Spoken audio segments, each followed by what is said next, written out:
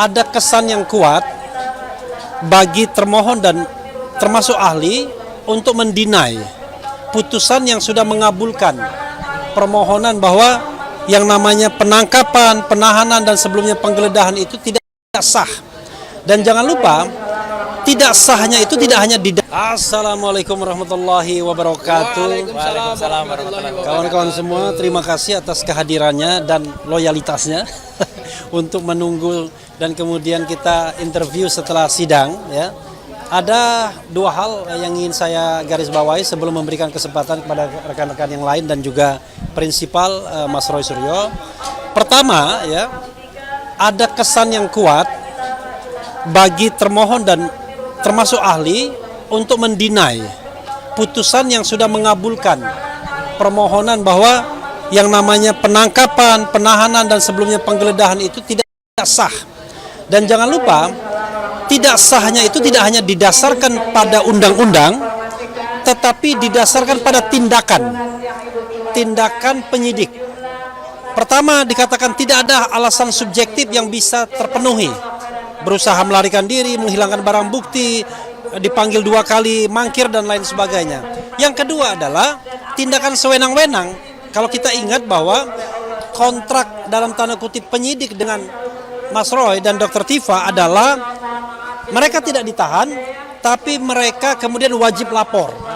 Dan wajib lapor itu dipenuhi dengan patut, dengan layak, dan kemudian dengan taat. Sehingga tidak ada alasan memang untuk menangkap. Dan itulah yang kemudian ditangkap oleh hakim pra-peradilan. Tetapi dalam sidang tuntutan ganti rugi yang seharusnya tinggal menentukan kira-kira besarannya, menurut kami, berusaha didinai putusan-putusan tersebut untuk mengatakan bahwa walaupun sudah ada putusan yang mengatakan bahwa penangkapan, penahanan dan sebelumnya penggeledahan tidak sah, tapi tidak serta-merta kemudian berhak atas tuntutan ganti rugi. Ya.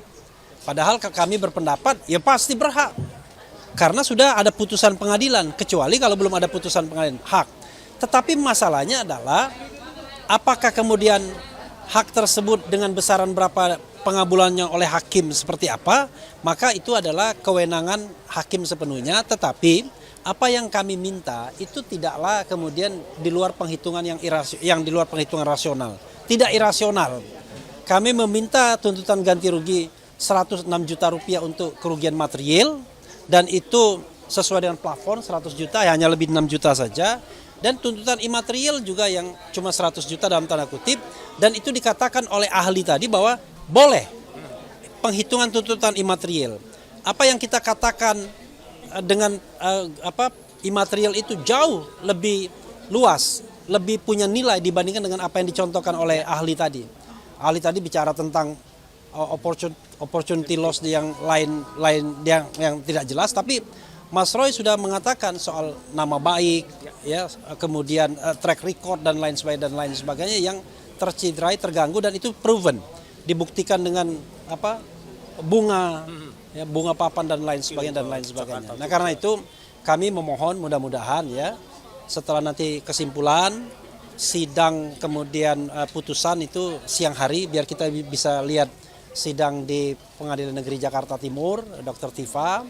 Maka mudah-mudahan sidang ini bisa ada dikabulkan. Berapapun angkanya itu nggak penting, yang penting kita berusaha menegakkan keadilan dan berapapun angkanya pasti akan disumbangkan ke yayasan sosial. Itu saja, silakan. Yang lain dulu. Yang lain dulu ya, Risan. Bang Risan dulu. Oke. Ya. Terima kasih. Jadi tadi sebenarnya kalau kita lihat ya, waktu yang diberikan juga sebenarnya dibilang cukup tidak, kurang iya. Ada beberapa pertanyaan yang sebenarnya yang banyak yang harus kita kupas di ahli tadi ya. Nah, tadi yang ingin kami tanyakan adalah masalah yang telah disampaikan Bang RH tadi, bahwa ahli dalam hal ini tidak pernah melihat putusan pra-peradilan nomor 99 peradilan pertama ya Bang ya? Ya, nggak pernah baca. Tidak pernah membaca. Dan ahli tadi menyatakan bahwa alasan penahanannya adalah subjektif ya. Artinya melihat bahwa pelimpahan harus ditahan. Bagaimana dengan ancaman yang 5 tahun? Apakah harus ditahan? Nah, kalau melihat Kurang 5 tahun. Ancaman di bawah di atas 5 tahun kan harus ditahan. Kalau tidak 5 tahun berarti tidak ditahan. Apakah harus ditahan kan begitu? Nah, ini ketika kita ditanya, ketika tadi rekan-rekan kita menanyakan apakah melihat pertimbangannya, putusannya tidak. Karena kita jelas-jelas kita melihat dalam pertimbangan tersebut bahwa majelis menyatakan itu tidak sah karena melihat ada wajib lapor. Wajib lapor itu sudah berapa kali dilakukan oleh Pak Roy. Tidak pernah absen. Itu salah satu hakim menyatakan bahwa ini tidak sah. Kemudian kedua juga kooperatif. Untuk pemeriksaan semua segalanya ya Pak ya, kita sudah kooperatif. Artinya tidak ada alasan sebenarnya untuk menahan dalam rangka pelimpahan tahap 2 ini. Nah inilah pertimbangan-pertimbangan ini yang tidak didengar apa tidak dilihat ya, tidak dibaca oleh ahli. Nah, itu mungkin yang salah satu dari kami. Itu Bang. Oke. Ya, silakan. Jadi sebelum Mas Roy Mas Roy, jadi gini, ahli itu yang dimintakan adalah pendapatnya. Dan ahli itu mendasarkan pendapatnya tentu pertama adalah berdasarkan undang-undang dan juga berdasarkan putusan. Tadi pendapat ahli itu hanya berdasarkan undang-undang dan tidak pernah membaca putusan, sehingga apa yang tadi dia nyatakan di dalam persidangan, saya kira hakim juga sudah tahu arahnya kemana gitu ya. Karena pada akhirnya kita harus memberikan apresiasi juga kepada ahli, karena ahli tadi kan dihadirkan oleh pihak termohon yaitu Polda Metro Jaya, yang tentu keterangannya harus lebih menguntungkan Polda Metro Jaya dong. Karena kan kita nggak tahu apakah seperti apa kontrak mereka gitu ya. Tetapi yang pasti adalah dari keterangan ahli tadi, posisi ahli justru pendapatnya banyak lebih menguntungkan kita. Meskipun dia berusaha untuk menolak beberapa argumentasi yang sebenarnya dari awal sudah dia bangun gitu loh. Tapi kami yakin dan percaya bahwa panitra kemudian hakim juga sudah jeli dalam melihat alur dari pendapat ahli. Misalnya tadi ahli menyatakan bahwa berdasarkan ketentuan pasal 173 KUHP yang baru, terhadap seorang tersangka, terdakwa, terpidana yang ketika ditangkap dan ditahan tidak sesuai dengan hukum yang berlaku atau tidak mempunyai alasan yang sah, maka bisa dimintakan ganti kerugian. Itu clear ya, artinya permohonan pra peradilan ini memang mengikuti ketentuan pasal 173 KUHP yang berlaku. Kemudian yang kedua, ahli juga tadi menyatakan bahwa perhitungan nilai ganti kerugian itu didasarkan pada PP 92 tahun 2015, yaitu plafonnya adalah minimal 500.000 dan maksimal adalah 100 juta. Dan kami menyandarkannya pada itu, yaitu materialnya adalah 106 juta, hanya lebih 6 juta, kemudian imaterialnya juga adalah 100 juta. Jadi tidak melebihi apa yang ditentukan oleh hukum negara. Kemudian juga yang ketiga, ahli juga tadi mengatakan bahwa selain material, pemohon juga bisa mengajukan yang imaterial. Jadi sebenarnya pendapat ahli tadi justru menggugurkan beberapa pertahanan daripada Polda Metro Jaya. Dalam hal ini adalah argumentasi hukum yang dibangun pada saat mereka menyampaikan jawaban, kemudian pada saat mereka menyampaikan duplik. Jadi kami melihat bahwa arah mata angin dari pembuktian hari ini sudah lebih menguntungkan ke kami. Tinggal kemudian bagaimana hakim secara hati nurani, kemudian dengan independensinya, prinsip imparsialitasnya, kemudian merangkai semua dalil-dalil yang kami bangun pada saat surat permohonan pra peradilan, kemudian replik kami, termasuk juga jawaban dan duplik dari termohon, termasuk juga ahli yang kami hadirkan dan ahli yang dihadirkan oleh pihak termohon. Mudah-mudahan hakim menemukan titik terang di situ bahwa pemohon memang wajib untuk diberikan nilai ganti rugi, berapapun nilai ganti rugi yang akan diberikan oleh hakim pra peradilan, jangankan 100, jangankan sampai 206 juta yang kami mohonkan, 1 rupiah pun kalau memang itu didasarkan pada penalaran hukum yang bisa dipertanggungjawabkan dan berdasarkan fakta-fakta persidangan, tentu kami akan terima. Ya, jadi kami di sini tidak mengejar nilai berapapun yang mau dikabulkan, yang penting dikabulkan demi keadilan dan demi penegakan hukum. Terima kasih, Mas Roy. Selanjutnya, Mas Roy. Baik. Assalamualaikum warahmatullahi wabarakatuh. Yang pertama-tama kami semua, saya pribadi dan juga atas nama tim Tokham mengaturkan terima kasih sebesar-besarnya kepada Dr. Hendri Jayadi Pandiangan, sarjana hukum, magister hukum, yang saat ini menjabat sebagai Dekan Fakultas Hukum Universitas Kristen Indonesia atau UKI. Ya gitu, beliau tadi menyampaikan itu.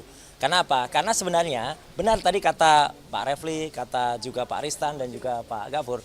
Sebenarnya keterangan yang disampaikan oleh beliau itu, meskipun itu saya terus terang ya, karena saya beberapa kali juga menjadi ahli, itu tidak boleh hanya menggunakan asumsi atau ini pendapat saya dan silahkan kalau itu ditentang.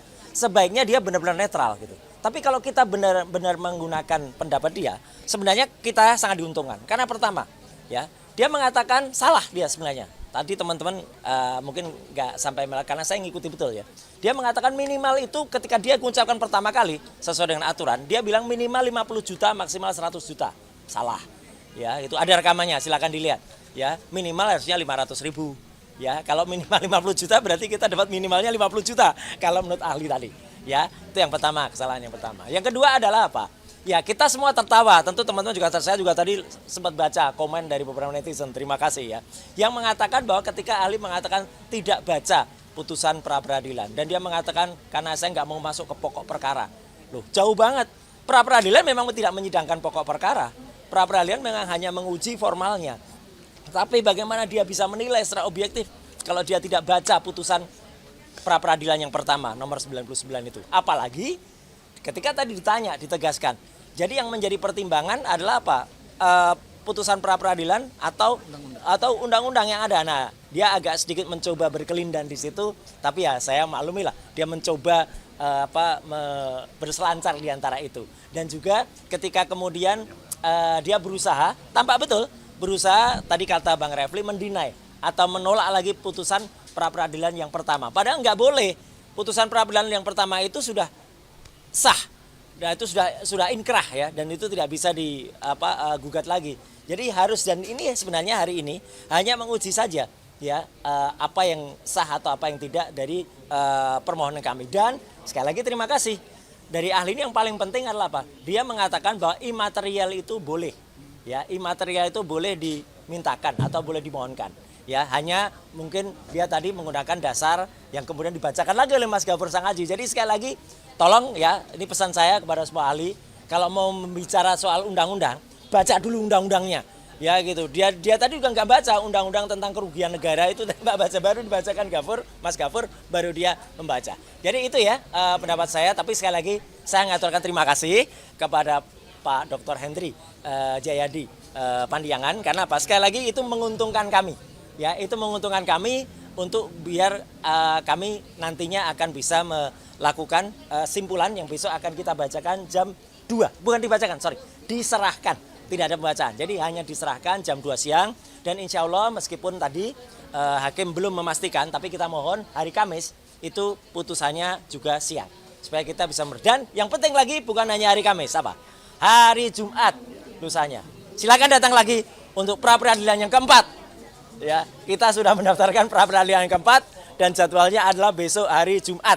Ya, kita tunggu jam 9 ya, jam 9 pagi. Jadi itulah pra-peradilan keempat. Tentang apa? Tentang pencekalan. Ya, gitu. Ya, pencekalan dan ada beberapa ya gitu, tapi yang penting tentang pencekalan. Jadi sekali lagi terima kasih kepada teman-teman semua, dan sekali lagi apa yang kita mohonkan itu adalah tentang kerugian ya, ganti kerugian soal uang ya gitu, tapi jangan dinilai uangnya karena kami tidak melihat apa itu uangnya, tapi uang itu didapatkan dari mana dan siapa pengguna uangnya. Jadi selama pengguna uangnya itu adalah clear, baik, dan kita akan salurkan kepada yang berhak, itu tidak perlu katakan dipertanyakan lagi ya, karena apalagi kalau uang itu digunakan secara tidak sah seperti ini. Nah, kalau ini orang menggunakan uang tidak sah kayak gini nih ya gitu, silahkan dibaca sendiri keterangannya. Jadi kita menggunakan itu putusan ini insya Allah akan kita manfaatkan untuk sahabat-sahabat, untuk teman-teman yang lebih memerlukan. Sampai jumpa besok mungkin singkat banget ya gitu, tapi silahkan jumpa lagi. Yang ramai adalah hari Kamis dan juga hari Jumat di tempat ini. Sekian, terima kasih. Wassalamualaikum warahmatullahi wabarakatuh. Waalaikumsalam warahmatullahi wabarakatuh. Cukup ya? Cukup ya. Okay. Uang tidak jahat. Nah, uangnya nggak jahat. Tapi yang jahat adalah menggunakan uang itu, riwayat. Nah, itu yang jahat. Yang jahat itu mendapatkan uang dengan cara tidak halal. Nah, itu makanya kita halal. Ya. Oke, terima kasih ya. Makasih.